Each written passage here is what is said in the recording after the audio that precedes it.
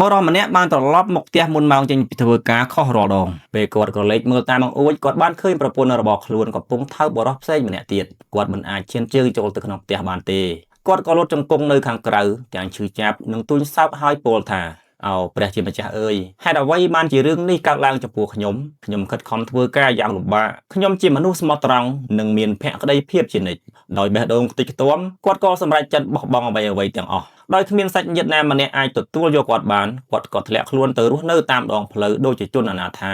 លុយតិចតួចដែលគាត់មានក៏អស់ទៅយ៉ាងឆាប់រហ័សប៉ុន្មានថ្ងៃក្រោយមកលុយចុងក្រោយដែលនៅសល់អាចទិញអាហារបានតែមួយពេលប៉ុណ្ណោះគាត់បានចូលទៅភោជនីយដ្ឋានមួយប៉ុន្តែម្ចាស់ហាងបានមើលគាត់ដោយកែវភ្នែកមើលងាយហើយនិយាយថា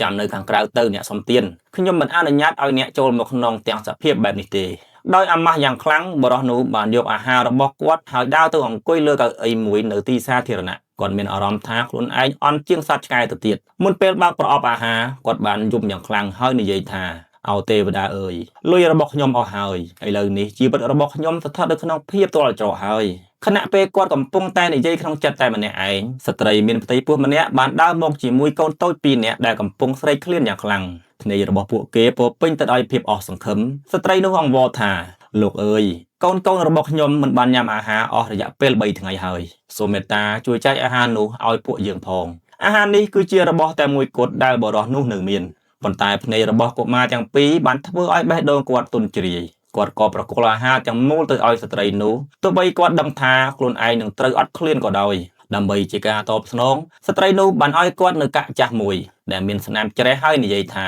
នេះជាអ្វីតែមួយគត់ដែលខ្ញុំមានសូមលោកទុកវាចុះដោយគ្មានអ្វីបរិភោគបរិសនោះបានស្រែកឃ្លានពេញមួយថ្ងៃយប់នោះគាត់បានដេកនៅលើចិញ្ចើមផ្លូវដើម្បីគ្របខ្លួនគាត់បានជ្រើសរើសកាសែតមួយសន្លឹកមកដណ្ដប់ពេលនោះភ្នែករបស់គាត់បានមើលទៅចំការផ្សាយពាណិជ្ជកម្មមួយដែលគេសរសេរថាយើងទិញកាក់កម្រយើងឲ្យតម្លៃទៅលើរឿងរ៉ាវដែលនៅពីក្រោយវានៅថ្ងៃបន្ទាប់គាត់បានធ្វើដំណើរទៅកាន់អាសយដ្ឋានដែលមាននៅក្នុងការផ្សាយពាណិជ្ជកម្មនោះអ្នកជំនាញបានពិនិត្យកាក់នោះយ៉ាងប្រុងប្រយ័ត្នហើយមានការភ្ញាក់ផ្អើលយ៉ាងខ្លាំងគាត់និយាយថា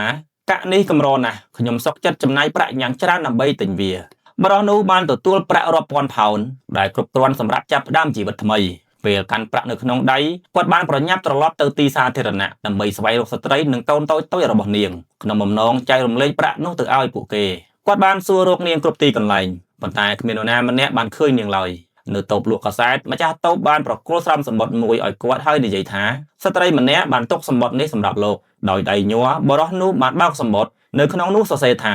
អ្នកបានចែកអាហារឲ្យកូនតូចៗរបស់ខ្ញុំទោះបីអ្នកខ្លួនឯងមិនមានអ្វីសោះក៏ដោយអ្នកបានទុកចិត្តលើខ្ញុំប្រាក់នេះគឺដើម្បីស្ដារកិត្តិយសនិងជីវិតរបស់អ្នកឡើងវិញចូលបន្តធ្វើរឿងល្អចុះព្រោះថាទង្វើល្អគឺមិនដែលសាបសូន្យទេហត្ថលេខាស្ត្រីទុរគតដែលអ្នកធ្លាប់ជួយ